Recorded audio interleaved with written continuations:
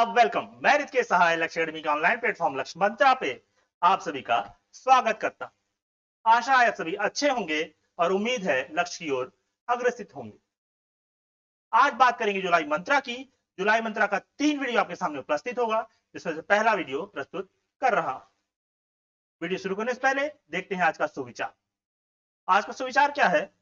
आज का सुविचार है, सिर्फ सपनों से कुछ नहीं होता, है ना। सिर्फ सपनों से कुछ नहीं होता, सफलता प्रयासों से हासिल होती। मैं बार बार कहता हूं, यूं ही दुनिया में जय जयकार नहीं होती और कोशिश करने वालों की कभी हार नहीं होती। और उसी पे आपको सपने भी देखने हैं, उन पे प्रयास भी जारी करना। अगर आप सपना देख रहे हैं एक बड़े से घर का, एक लंबी सी गाड़ी की, एक सुंदर सी वाइफ की और छोटे छोटे बच्चों की, तो आप देख रहे हैं, लेकिन उसके लिए आपको प्रयास करना होगा। अगर कोई महिला साथी देख रही हैं तो एक सुंदर राजकुमार का सपना देख रही होंगी, एक बड़े से घर का, खूब नौकर चाकर का सपना, वो भी आपकी शिक्षा से ही आपको मिलेगा। तो अपनी शिक्षा के लिए अपना प्रयास जारी रखें, अपनी सफलता के लिए अपना प्रयास जारी रखें और एक दिन निश्चित रूप से आपकी सफलता मिलेगी। और वो सुकून आपको कभी भी नहीं प्राप्त हो सकता जो आपकी सफलता के बाद, आपकी पूरी मेहनत के बाद जो आपकी सफलता हासिल होगी, तब महसूस करेंगे। बिना समय गवाए आज का वीडियो स्टार्ट करते हैं। आज का पहला क्वेश्चन है, मर्जर की cost of living city ranking के अनुसार शीर्ष स्थान पर कौन सा देश रहा? ऑप्शन आपके सामने है, बेरूत, हांगकांग, अशगाबाद, मुंबई। तो इसका सही आंसर क्या है आपको देखना है। क्या क्वेश्चन में पूछ क्या रहा है? क्वेश्चन में पूछ रहा है कि कॉस्ट ऑफ लिविंग मतलब रहने की कीमत के आधार पर शीर्ष स्थान पर कौन सा देश रहा। तो शीर्ष स्थान पर जो आपका देश रहा वो रहा तुर्कमेनिस्तान का अशगाबाद, है ना। तुर्कमेनिस्तान का अशगाबाद शीर्ष स्थान पर रहा इस सूचकांक में, इस रैंकिंग में। दूसरे स्थान पे आपका हांगकांग रहा, तीसरे स्थान पे आपका बेरूत रहा। अब बात करते हैं भारत की, तो भारत का मुंबई, है ना, भारत का मुंबई इसमें 78वें स्थान पर रहा। चौथे स्थान पर रहा, 78वें स्थान पर रहा। अब ये बात हो रही थी यहाँ पे cost of living city, cost of living city ranking की, है ना। इस तरीके से आपको एक और सूचकांक याद आना चाहिए। पहले इससे बात कीजिए, किन चीजों पे बनाया जाता है, किस चीजों पे इसकी रैंकिंग की जाती है। तो मूलतः देखते हैं, मूलभूत जो चीजें हैं, आवास, है ना। दूसरा क्या आ जाएगा? परिवहन आ जाएगा। तीसरा आपका है भोजन, कपड़ा, मनोरंजन, है ना।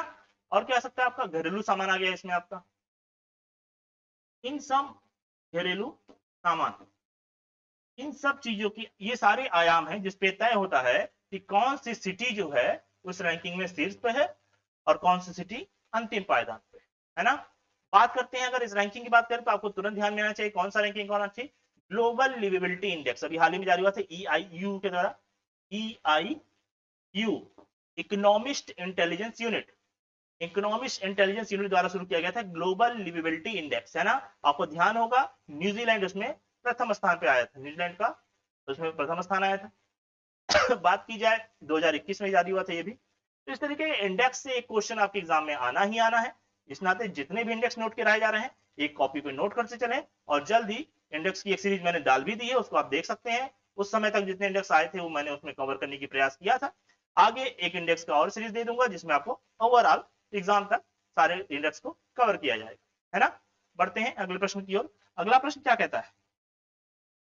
अगला प्रश्न कहता है, नीति आयोग के सीईओ, मैंने पहले वीडियो में बताया था सीईओ किसे कहते हैं, चीफ एग्जीक्यूटिव ऑफिसर, मुख्य कार्यकारी अधिकारी कहलाता है आपका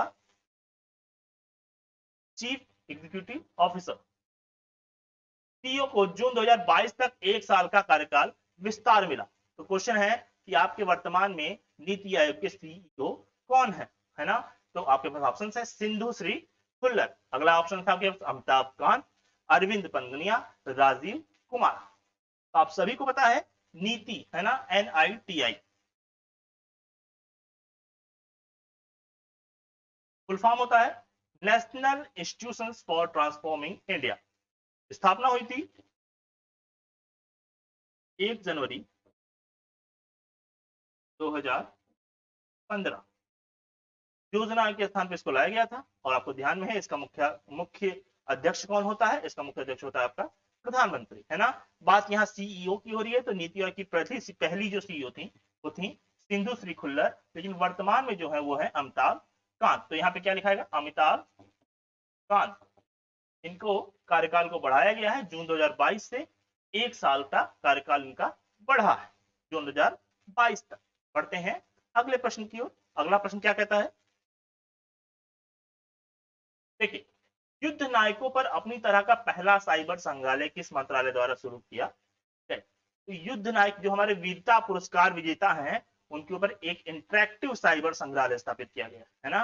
उनके ऊपर एक इंटरैक्टिव साइबर संग्रहालय स्थापित किया गया है। इस नाते यहाँ पे लिखा है अपनी तरह का पहला, है ना, अपनी तरह का पहला साइबर संग्रहालय है। और क्वेश्चन ने पूछा है ये किस मंत्रालय द्वारा शुरू किया गया? तो आपके पास ऑप्शन है गृह मंत्रालय, विदेश मंत्रालय, रक्षा मंत्रालय और आईटी मंत्रालय। तो इसका सही आंसर क्या होगा? जी हाँ, एकदम सही बताया आपने, रक्षा मंत्रालय इसका सही आंसर होगा। और रक्षा मंत्रालय, इस टाइम रक्षा मंत्री कौन है? तो हमारे माननीय राजनाथ सिंह जी वर्तमान में रक्षा मंत्री, है ना। बढ़ते हैं, आपको समझ में आ गया होगा। वीरता पुरस्कार जो विजेता है, हमारे वीरता पुरस्कार विजेताओं की इंटरैक्टिव संग्रहालय स्थापित किया गया, इंटरैक्टिव साइबर संग्रहालय, जो कि ऑनलाइन आपको आभासी तरीके से प्राप्त देख सकेंगे उसे। बढ़ते हैं अगले प्रश्न की ओर। अगला प्रश्न क्या कहता है? अगला प्रश्न कहता है इंटरनेशनल टेलीकम्युनिकेशन यूनियन, है ना, इंटरनेशनल टेलीकम्युनिकेशन यूनियन द्वारा जारी वैश्विक साइबर सुरक्षा सूचकांक, द्वारा जारी वैश्विक साइबर सुरक्षा सूचकांक, है ना। साइबर सुरक्षा में जो आयाम होते हैं वो वैश्विक स्तर पे साइबर सुरक्षा सूचकांक जो जारी करता है वो कौन जारी करता है? वो जारी करता है इंटरनेशनल टेलीकम्युनिकेशन यूनियन, है ना। तो इंटरनेशनल टेलीकम्युनिकेशन यूनियन द्वारा क्या जारी किया जाता है? वैश्विक साइबर सुरक्षा सूचकांक। तो ये जारी किया गया है, पूछा है इसमें वर्तमान में शीर्ष स्थान पर कौन सा देश है? तो भैया आपके पास ऑप्शंस है एस्टोनिया, सऊदी अरब, यूके, अमेरिका, है ना। तो इसका सही आंसर है अमेरिका। अमेरिका इसमें पहले स्थान पर, अमेरिका इसमें पहले स्थान पे है। दूसरे स्थान पे टाई है दो देशों के बीच, सऊदी अरब और यूके दूसरे स्थान पे आते हैं और तीसरे स्थान पे आपका एस्टोनिया, है ना। दूसरे स्थान पे कौन सा है? एस्टोनिया। बात करते हैं अगर भारत की, तो भारत इसमें 10वें स्थान पर है। भारत चौथे स्थान पे है, 10वें स्थान पर, 10th रैंकिंग है भारत की। अगला क्वेश्चन क्या है? देखिए समस्या कहां आती है। देखिए मैं कहता हूं बार बार आप अपना प्रयास करते रहें, कभी भी होपलेस नहीं होना है ना।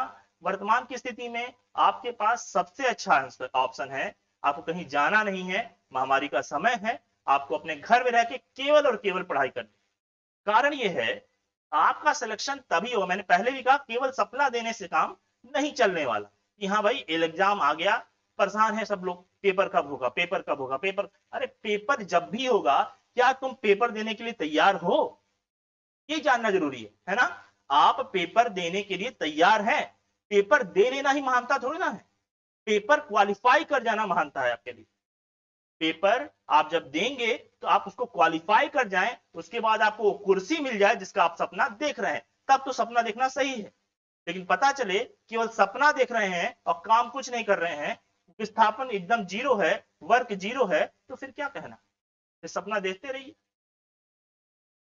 और आज के कंपटीशन के समय अगर आप अपना कार्य नहीं कर रहे हैं, वो भी पूरी ईमानदारी के साथ, आज के कंपटीशन के समय अगर आप अपने पूरी कार्यवाही जो आपको पढ़ना है, जो आपका सिलेबस है, उसको आप पूरी ईमानदारी के साथ कंप्लीट नहीं कर रहे हैं, तो दोस्तों आप वहीं अपने प्रतियोगिता में फेल हो रहे हैं। अगर आप रेगुलर बेस पे तैयारी नहीं कर रहे हैं तो मैं दावे के साथ कह सकता हूं आप कुछ नहीं कर रहे हैं अपनी प्रतियोगी परीक्षाओं को लेकर के। तो कृपया करके अगर अभी शुरू नहीं किया है तो शुरू कर दीजिए। आपके सामने पहला पेपर आने वाला है 20 अगस्त को, यूपी पेट का पहला पेपर है, पहली बार एग्जाम होगा। कट ऑफ की चिंता अभी मत करिए, पूरे मनोयोग के साथ लग जाइए। एक सिलेबस तो देखिए, सिलेबस ओरिएंटेड स्टार्ट कर दी और हमने आपके लिए 15 सेट का एक प्रैक्टिस सेट भी बाजार में लॉन्च कर दिया है। उसको उससे बहुत ही हेल्प मिलेगी आपको, और मात्र 199 रुपए में है आपकी सफलता में एक छोटा सा योगदान लक्ष्य अकेडमी की तरफ से। पढ़ते हैं अगले प्रश्न की ओर। अगला प्रश्न कहता है 1 जुलाई 2021 को किस निजी बैंक के द्वारा सैल्यूट डॉक्टर्स ब्रैकेट में एक डिजिटल एंड तत्काल बैंकिंग समाधान लॉन्च किया गया, है ना। आपके पास ऑप्शंस है। वर्तमान में भारत में जो निजी बैंकों की बात की जाए तो आईसीआईसीआई, एचडीएफसी, एक्सिस, ये प्रमुख निजी बैंक है ना। तो ऑप्शन आपके सामने आईसीआईसीआई, एचडीएफसी, एक्सिस और सिटी। सिटी एक अमेरिकन कंपनी, अमेरिकन बैंक है। तो इसको जो लॉन्च किया, देखिए क्या है, 1 जुलाई को आपको पता चला है कि 1 जुलाई को क्या है, डॉक्टर्स डे है ना। 1 जुलाई को क्या है, डॉक्टर्स डे है, और राष्ट्रीय डॉक्टर्स डे के उपलक्ष्य में आईसीआईसीआई बैंक, और किस बैंक के द्वारा, आईसीआईसीआई बैंक के द्वारा एक योजना लॉन्च की गई, एक योजना लॉन्च की गई जिसका नाम इन्होंने दिया सैल्यूट डॉक्टर्स, है ना। महामारी के समय डॉक्टर्स ने कितना अपना योगदान दिया है, घर को अन्न को त्याग के कितनी सेवा की है लोगों की, उसके लिए आईसीआईसीआई बैंक के द्वारा एक, आप कह सकते हैं उनके लिए सम्मान है, सैल्यूट डॉक्टर्स। और ये क्या है, एक डिजिटल है, ऐप है जिसमें तत्काल बैंकिंग समाधान आपका संपन्न हो जाएगा, है ना। अब आईसीआईसीआई की बात की जाए तो आईसीआईसीआई की स्थापना कब हुई थी, तो भैया आईसीआईसीआई की स्थापना हुई थी 5 जनवरी 1994, 5 जनवरी 1994, है ना। बात की जाए सीईओ कौन है, तो सीईओ है संदीप बख्शी। कौन है, संदीप बख्शी। ये कौन है, CEO, chief executive officer, managing director, MD, ये दोनों है ना। बात की जाए अध्यक्ष कौन है, तो गिरीश चंद्र चतुर्वेदी वर्तमान में अध्यक्ष हैं। गिरीश चंद्र चतुर्वेदी, ये क्या है, अध्यक्ष। अच्छा, अब बात की जाए आईसीआईसीआई बैंक का फुल फॉर्म क्या होता है, तो इंडस्ट्रियल क्रेडिट एंड इन्वेस्टमेंट, है ना। Industrial credit and investment corporation of India, ये फुल फॉर्म होता है आपका आईसीआईसीआई बैंक का। तो आपको समझ में आ गया होगा। बढ़ते हैं अगले प्रश्न की ओर। समस्याएं सबके साथ हैं, एग्जाम सबके सामने है, और सबको अपना 100% देना है। ऐसे में डिमोरलाइज नहीं होना है, उत्साह बनाए रखना है, अपना 100% देना है, बाकी ऊपर वाला देख रहा है ना। जीवन में आप एक सबक लिख लीजिए, आपको किसी भी बार में, पढ़ाई में, अपने जीवन में अपना 100% देना अनिवार्य है। अपने काम में आप कहीं चूक ना करें, अपने काम में आप कहीं बेईमानी ना करें, आपका सफलता आपको निश्चित मिलेगा, समय लग सकता है ना। वो कहा जाता है कि ऊपर वाले की लाठी में आवाज नहीं होती, उसी तरीके से ऊपर वाला जब भी देता है छप्पड़ फाड़ के, और जब मिलेगा तो नौकरी भी मिलेगी, सैलरी भी मिलेगी, शादी भी होगी, और बच्चे भी होंगे, सब एक साथ आएगा। तो डिमोरलाइज मत होइए। बढ़ते हैं अगले प्रश्न की ओर। अगला प्रश्न कहता है भारतीय अमेरिकी शतरंज खिलाड़ी को जो सबसे कम उम्र में शतरंज ग्रैंड मास्टर बने, उनका नाम क्या है। ऑप्शन है आपके पास। पहले तो क्वेश्चन बन जाता है, कौन, क्या क्वेश्चन इसमें बोला है, भारतीय अमेरिकी, है ना। कौन है, भारतीय अमेरिकी, भारतीय मूल के अमेरिकी नागरिक होंगे, और क्या होंगे, शतरंज के खिलाड़ी होंगे। शतरंज की बात आते ही दिमाग में आना चाहिए, भारत का पहला शतरंज ग्रैंड मास्टर कौन था, विश्वनाथन आनंद। बढ़ते हैं अगले प्रश्न की ओर। अरे इसमें ऑप्शन की दौर, तो लियोन ल्यूक मेंडोका, है ना। लियोन मेंडोका, ये गोवा से आते हैं, हमारे 67वें ग्रैंड मास्टर थे। अर्जुन कल्याण, अभिमन्यु मिश्रा, जी आकाश देव, है ना। तो इसका सही आंसर है अभिमन्यु मिश्रा। अभिमन्यु मिश्रा को शतरंज खिलाड़ी ने जो सबसे कम उम्र के शतरंज ग्रैंड मास्टर बने। कितने उम्र के थे भैया, तो 12 वर्ष 4 महीना 25 दिन, है ना। ये सबसे कम उम्र के बनने वाले ग्रैंड मास्टर की एज है। आपको बता दूं, इस ऑप्शंस में आपका 68वां ग्रैंड मास्टर भारत का लिखा हुआ है। आपको कमेंट में बताना है वो कौन है, क्योंकि इसके बारे में उसको पढ़ाया जा चुका है, तो आपको जानकारी होनी चाहिए, है ना। बढ़ते हैं अगले प्रश्न की ओर। अगला प्रश्न कहता है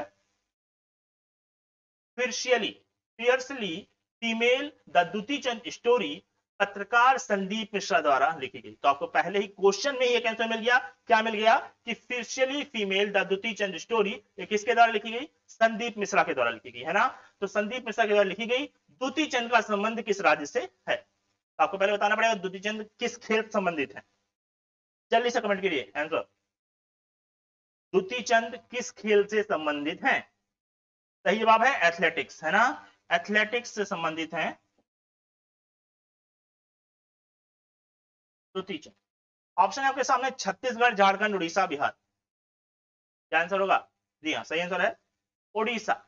बात करते हैं कि इस किताब के बारे में। तो देखिए क्या है, दुती चंद की ये जो किताब है जिसमें स्पेशली फीमेल लिखा गया है, इसमें इन्होंने अपने समलैंगिकता के बारे में जिक्र किया है।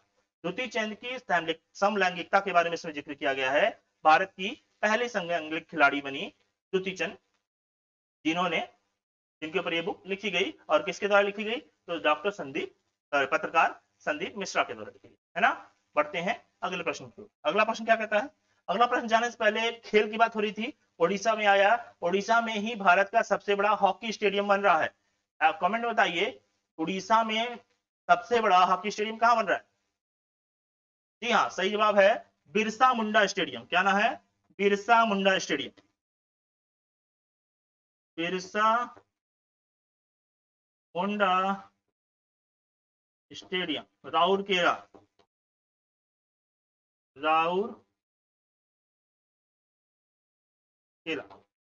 ये इसका सही आंसर है ना। बढ़ते हैं अगले प्रश्न की ओर। अगला प्रश्न क्या कहता है भैया, अगला प्रश्न कहता है भैया, सॉरी प्रश्न से पहले थोड़ी और जानकारी लेते हैं। संदीप मिश्रा जी के द्वारा और कुछ किताबें लिखी गई। पहली किताब जो उन्होंने खेल के बारे में लिखी वो लिखी the best of Indian sports writing, है ना। उसके बाद उन्होंने किताब 2 और लिखी, forgive me Amma, the life and the times of Dhanraj Pillay. Dhanraj Pillay हमारे हॉकी के बहुत प्रसिद्ध खिलाड़ी थे। बात हॉकी की आई तो आपको पता होना चाहिए हॉकी का जादूगर किसे कहते हैं। जी हाँ हॉकी का जादूगर कहते हैं ध्यानचंद जी को, है ना, मेजर ध्यानचंद जी को। अगला एक और किताब इन्होंने लिखा the Mohammad of Banaras and other stories. 3 किताब मुख्य रूप से, और fiercely female the Dutee Chand story वो चौथी किताब थी इनकी। बात करते हैं अगले प्रश्न की। अगला प्रश्न देखिए फिर से आया, अभी बात की गई थी। राष्ट्रीय डॉक्टर दिवस कब मनाया जाता है, 1 जुलाई, 2 जुलाई, 3 जुलाई, 4 जुलाई। आप सभी को आंसर पता है एकदम, जी हाँ सही आंसर है 1 जुलाई। क्यों मनाते हैं, तो डॉक्टर विधान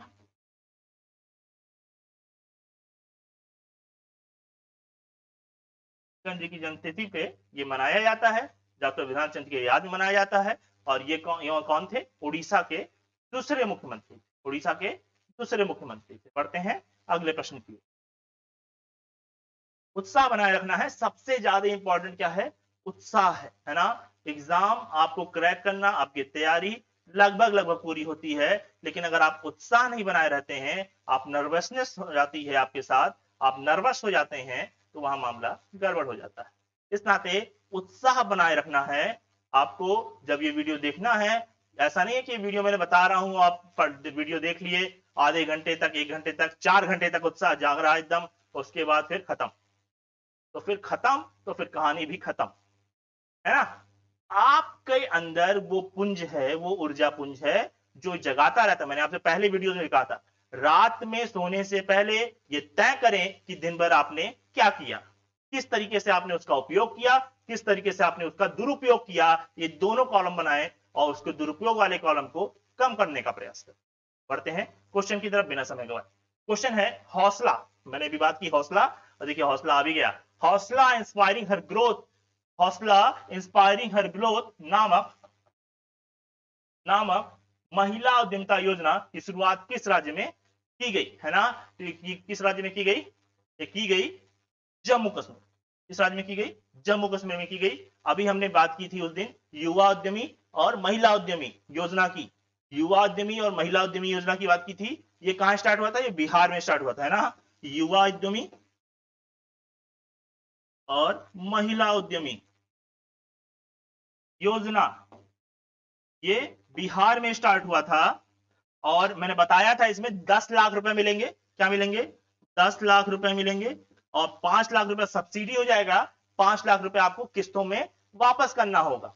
महिला उद्यमी में कोई ब्याज नहीं लगेगा, युवा उद्यमी में 1% साधारण ब्याज लगेगा। ये अलग योजना है और हौसला अलग योजना है। हौसला जम्मू कश्मीर में शुरू की गई और युवा उद्यमी योजना और महिला उद्यमी योजना बिहार में शुरू की गई। बढ़ते हैं अगले प्रश्न की। अगला प्रश्न क्या कहता है?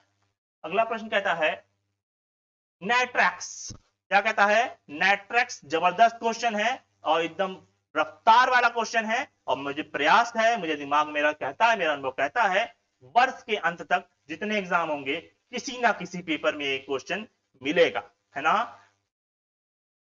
नेट्रैक्स, तो नेट्रैक्स स्टार वाला क्वेश्चन, उद्घाटन कहां किया गया, है ना। नेट्रैक्स का उद्घाटन कहां किया गया? उड़ीसा, मध्य प्रदेश, पश्चिम बंगाल और उत्तर प्रदेश, है ना। उत्तर प्रदेश तो सही है। इसका आंसर क्या है? मध्य प्रदेश, है ना। मध्य प्रदेश के पीथमपुर में किया गया। देखते हैं मध्य प्रदेश के Pithampur. National automotive test tracks, national automotive test tracks, है ना, चलने वाले ट्रैक्स, जिसको फुल फॉर्म जिसका शॉर्ट फॉर्म होता है नेट्रैक्स, का उद्घाटन ministry of heavy industry and public enterprises ने किया। और ये कौन है? प्रकाश जावड़ेकर साहब हैं। कौन है? प्रकाश जावड़ेकर साहब हैं, है ना। इनके द्वारा किया गया। और कहां किया गया? मध्य प्रदेश के इंदौर के पीथमपुर में किया गया। मध्य प्रदेश में जो एक इंदौर है, इंदौर का नाम आते ही ध्यान में आना चाहिए भारत का सबसे स्वच्छ जिला, है ना।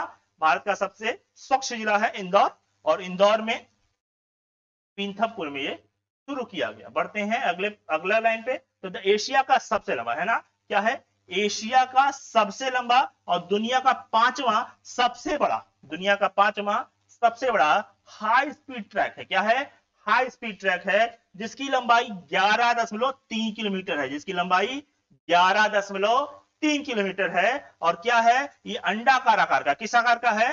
अंडाकार आकार का। आकार के क्वेश्चन दिमाग में आता है। आपका नया जो सेंट्रल विस्टा प्रोजेक्ट के तहत आपका संसद भवन बन रहा है वो किस आकार का है? सेंट्रल विस्टा प्रोजेक्ट के तहत जो आपका संसद भवन बन रहा है वो किस आकार का है? कमेंट में बताइए। जी हाँ, सही आंसर उसका है त्रिभुजाकार। वो किस आकार का है? त्रिभुजाकार का। तो ये अंडाकार आकार का है और इसमें 4 स्वतंत्र लेन है। क्या है? 4 फ्री लेन है। और क्या है? और प्रत्येक लेन की चौड़ाई कितनी है? 16 मीटर की। प्रत्येक लेन की चौड़ाई क्या है? 16 मीटर की। अब है क्या ये? तो ये ट्रैक्स हैं 11.3 किलोमीटर के ट्रैक्स हैं जो मध्य प्रदेश में इंदौर के पीथमपुर में बने हैं। और इसमें क्या होगा? बड़ी बड़ी कंपनियां जैसे लैम्बोर्गिनी, आपका ऑडी हो गया, इस सब के टेस्ट ड्राइव्स होते हैं जो करने के लिए ट्रैक्स बनाए गए, है ना। तो अब विदेशी कंपनियों की जो गाड़ियां बन रही हैं उनको टेस्ट ड्राइव करने के लिए अन्य देशों में नहीं जाना पड़ेगा, यहीं पे पीथमपुर में वो कर सकते हैं। ठीक है, बढ़ते हैं अगले प्रश्न की ओर। अगला प्रश्न क्या कहता है देखते हैं, है ना। हाल ही में किस देश को मलेरिया मुक्त घोषित किया गया, है ना। ऑप्शन क्या है आपके पास? भारत, चीन, भूटान, बांग्लादेश, सभी एशियाई देश हैं। हाल ही में किस देश को मलेरिया मुक्त घोषित किया गया? मलेरिया मुक्त घोषित किसको किया गया हाल ही में? चीन को, है ना। अब भारत में मलेरिया को मुक्त करने का जो लक्ष्य रखा गया है 2030 तक 2027 माना गया है, 2030 तक पूर्ण समाप्त कर देने की प्रयास है। तो अगर किसी देश में 3 वर्षों से अधिक, अगर किसी देश में क्या है 3 वर्षों से अधिक कोई केस नहीं दिखाई देता है तो उस देश को मलेरिया मुक्त घोषित कर दिया जाता है। तो चाइना में पिछले 4 वर्षों से कोई केस दिखाई नहीं दिया, इस नाते चाइना को मलेरिया मुक्त घोषित कर दिया गया। बढ़ते हैं अगले प्रश्न की ओर। अगला प्रश्न क्या कहता है? अगला प्रश्न कहता है भारत का दूसरा सबसे बड़ा क्रिकेट स्टेडियम कहां बनेगा? भारत का दूसरा सबसे बड़ा क्रिकेट स्टेडियम कहां बनेगा? तो क्वेश्चन बनता है भारत का पहला सबसे बड़ा क्रिकेट स्टेडियम कहां पे है? जी हाँ, सबसे सही आंसर क्या है इसका? नरेंद्र मोदी स्टेडियम। क्या है? नरेंद्र मोदी स्टेडियम, मोटेरा, गुजरात। नरेंद्र मोदी स्टेडियम, मोटेरा, गुजरात, ये सबसे बड़ा स्टेडियम है। अगर विश्व की बात की जाए तो विश्व का भी सबसे बड़ा स्टेडियम है। विश्व में दूसरे नंबर पे मेलबर्न आएगा और भारत की बात की जाए तो भारत में दूसरे नंबर पे ईडन गार्डन आ रहा है। लेकिन अब यहाँ क्या हो जाएगा? अब यहाँ पे राजस्थान के जयपुर में बन रहा है ना। राजस्थान के जयपुर में बन रहा है भारत का दूसरे सबसे बड़ा स्टेडियम। बढ़ते हैं अगले प्रश्न की ओर। क्रिकेट की बात आई है, आपको तुरंत कमेंट में बताना है आईसीसीआई का मुख्यालय कहां स्थित है और बीसीसीआई के वर्तमान अध्यक्ष कौन है ना। बढ़ते हैं अगले प्रश्न की ओर। अगला प्रश्न क्या है? अगला प्रश्न है उत्तराखंड के सबसे कम उम्र के सीएम के रूप में शपथ किसने ली? भैया क्वेश्चन है उत्तराखंड के सबसे कम उम्र के मुख्यमंत्री की शपथ किसने ली? आपके पास ऑप्शंस हैं तीरथ सिंह रावत, त्रिवेंद्र सिंह रावत, बेबी रानी मौर्य, पुष्कर सिंह धामी। आपको सही का आंसर है क्या है इसका? पुष्कर सिंह धामी इसका सही आंसर है। मुख्यमंत्री है, बाकी जो है तीरथ सिंह रावत इसके पहले मुख्यमंत्री थे, त्रिवेंद्र सिंह रावत इसके पहले मुख्यमंत्री थे, बेबी रानी मौर्य वहां की राज्यपाल है ना। उत्तराखंड को फूलों की घाटी भी कहा जाता है, आप सभी को पता है। बढ़ते हैं अगले प्रश्न की और अगला प्रश्न कहता है अंतरराष्ट्रीय फल दिवस कब मनाया जाता है? अंतरराष्ट्रीय फल दिवस कब मनाया जाता है? तो राष्ट्रीय फल दिवस कब मनाया जाता है? राष्ट्रीय फल दिवस मनाया जाता है 22 मार्च को। कब मनाया जाता है? 22 मार्च। 22 मार्च को आम जो हमारा राष्ट्रीय फल है तो उस दिन मनाते हैं राष्ट्रीय फल दिवस। और यहाँ क्या पूछा है? अंतरराष्ट्रीय फल दिवस को मनाते हैं, तो अंतरराष्ट्रीय फल दिवस मनाते हैं 1 जुलाई को है ना। और इस वर्ष यानी 2021 के लिए 2021 के लिए जो अंतरराष्ट्रीय फल चूज किया गया है वो किया गया है तरबूज को। किसको? तरबूज है ना। और इसकी थीम क्या थी? इसकी थीम थी क्रिएट चेंज टुगेदर। क्या थी? क्रिएट चेंज टुगेदर है ना। अब यहां मैं 3 राज्यों की बात करना चाहूंगा। आपको इसके पहले एक और बात बता दूं कि 2021 को फलों और सब्जियों का वर्ष घोषित किया गया है। 2021 को फलों और सब्जियों का वर्ष घोषित किया गया है। इसके बाद मैं 3 राज्यों की बात करूंगा। क्या? पश्चिम बंगाल। क्यों? क्योंकि सब्जियों के उत्पादन में सबसे शीर्ष है। इसमें सब्जी के उत्पादन है ना। फिर मैं बात करूंगा आंध्र प्रदेश की। क्यों? फलों के उत्पादन में सबसे शीर्ष है। किसमें? फलों के उत्पादन में। और फिर मैं बात करूंगा केरल की। किसकी? केरल की। तो एमएसपी मिनिमम सपोर्ट प्राइस, सब्जियों का मिनिमम सपोर्ट प्राइस तय करने वाला राज्य कौन सा है? पहला राज्य कौन सा है? केरल। तो यहाँ क्वेश्चन था अंतरराष्ट्रीय फल दिवस 1 जुलाई को मनाते हैं। इसकी थीम हो गई आपकी क्रिएट चेंज टुगेदर। और इसका जो फल है 2021 में अंतरराष्ट्रीय फल घोषित किया गया है तरबूज को। और क्या पूछा? राष्ट्रीय की बात यह है 22 मार्च मनाया जाता है। आम हमारा राष्ट्रीय फल, फलों का राजा है ना। रसीला आम, एकदम आम का टाइम चल रहा है, बाजार में निकल जाइए चारों तरफ ठेलों में आम ही आम नजर आते हैं ना। पढ़ते हैं अगला प्रश्न कहता है, क्या कहता है? भारतीय सेना स्मारक का उद्घाटन कहाँ किया गया? तो भैया द्वितीय विश्व युद्ध में भारत की सेना गई थी लड़ने। कहां लड़ने गई थी? इटली लड़ने गई थी। तो इटली का पुराना संबंध रहा है भारत के साथ और इटली में ही क्या किया गया है? भारतीय सेना स्मारक का उद्घाटन किया गया है। मनोज मुकुंद नरवणे साहब गए हुए थे वहां पे, उन्होंने उसका उद्घाटन किया है ना। बढ़ते हैं अगले प्रश्न की और अगला प्रश्न क्या कहता है? अगला प्रश्न कहता है भारत का पहला autonomous drone defence drone Telangana स्थित ग्रीन रोबोटिक्स द्वारा तैयार किया गया, विकसित किया गया। उसका नाम है मायाजाल, मोहजाल, इंद्रजाल, चित्रजाल। अब यहां देखिए जाल ही जाल है। क्या है? जाल ही जाल है। मायाजाल जिससे आपको सबसे ज्यादा बचना है, मोहजाल जिसमें आप फंस चुके हैं, निकलना है, तैयारी के लिए जुट जाना है, और यहाँ पे इंद्रजाल ये आपका आंसर है। और चित्रजाल में तो आप गूगल पे देखते ही हैं, चित्र ही चित्र। बढ़ते हैं अगले प्रश्न की ओर। अगला प्रश्न क्या कहता है? रामनगर विषधारी अभ्यारण्य को भारत के 52वें टाइगर रिजर्व के रूप में मंजूरी दी गई। यह किस राज्य से संबंधित है? ऑप्शन है ओडिशा, राजस्थान, तमिलनाडु, उत्तर प्रदेश। तो इसका सही आंसर क्या है? इसका सही आंसर है राजस्थान। राजस्थान के रामगढ़ के विषधारी अभ्यारण्य को भारत का 52वां टाइगर रिजर्व घोषित किया गया है ना। हाल ही में अभी तक भारत में कुल 51 थे, 50 थे, अभी जनवरी में 51 हुए थे। मधु मिले है ना, मेघा मिले टाइगर रिजर्व तमिलनाडु में है, जिसे 51वां टाइगर रिजर्व बनाया गया था। और ये 52वां बन गया आपका राजस्थान है ना। प्रोजेक्ट टाइगर, टाइगर के संरक्षण के लिए टाइगर रिजर्व बनाए जाते हैं। प्रोजेक्ट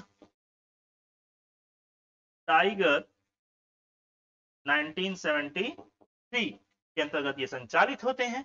बात की जाए उत्तर प्रदेश की अगर, तो पीलीभीत टाइगर रिजर्व याद रखना है। क्या? Pilibhit tiger reserve. Pilibhit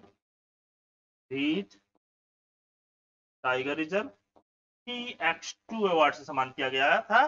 tiger की संख्या दुगनी करने के लिए TX2 अवार्ड सम्मानित किया गया था उत्तर प्रदेश का पीलीभीत टाइगर रिजर्व। बढ़ते हैं अगले प्रश्न की ओर। हाल ही में जोवेनेल मोसे, बहुत ही चर्चित नाम है, जोवेनेल मोसे की उनकी निजी आवास में हत्या कर दी गई। वह किस देश के राष्ट्रपति थे? देखिए, राष्ट्रपति की हत्या हो जा रही है। ये एक उद्यमी थे। कहां के थे? तो ऑप्शन आपके सामने है। क्या है? Barahona, Republic Dominican, Santo Domingo, Haiti. तो इसका सही आंसर क्या है? इसका सही आंसर है हैती, है ना। हैती के राष्ट्रपति की हत्या कर दी जाती है। कहां पे कर दी जाती है? तो उनके निजी आवास में ही कर दी जाती है ना, घुस के गोली मार दी जाती है। बहुत शुक्रगुजार हैं इन सारी चीजों को देख करके कि हम सभी भारत के निवासी हैं, जहां पे शांति प्रिय लोग रहते हैं, अपने काम से काम मतलब रहता है। हर कम से कम राष्ट्रपति को गोली मारने वाली स्थिति यहाँ पे नहीं है। प्रजातंत्र है, लोकतंत्र है। बढ़ते हैं अगले प्रश्न की ओर। अगला प्रश्न क्या कहता है? अगला प्रश्न कहता है दुनिया का सबसे ऊंचा सैंड कास्टल कहां बनाया गया? ऑप्शन है नॉर्वे, स्वीडन, डेनमार्क, स्विट्जरलैंड।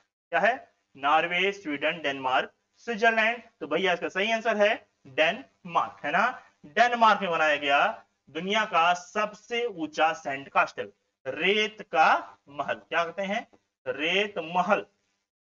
ये कहां बनाया गया? डेनमार्क में बनाया गया। डेनमार्क की बात आई, आपको तुरंत ध्यान में आएगा ऊर्जा द्वीप, है ना। भारत विश्व का पहला ऊर्जा द्वीप स्थापित क्या किया जा रहा है? डेनमार्क में स्थापित किया जा रहा है। देख लेते हैं इस महल के बारे में। तो देखिए, विल्फ्रेड स्टिचर के द्वारा 69 फीट लंबा, लगभग 21 मीटर अधिक, दुनिया का सबसे ऊंचा सैंड कास्टल बनाया गया, जिसमें लगभग 5000 टन रेत लगा। अब यहां देखिए, आपके भारत से अगर जोड़ें तो भारत में गोवा में बनाया गया था बालू टिब्बा पार्क, है ना। तो आपसे क्वेश्चन पूछेगा बालू टिब्बा पार्क कहां बनाया गया? तो गोवा बनाया गया। बढ़ते हैं अगले प्रश्न की ओर, और संभवतः आज का आखिरी प्रश्न, है ना।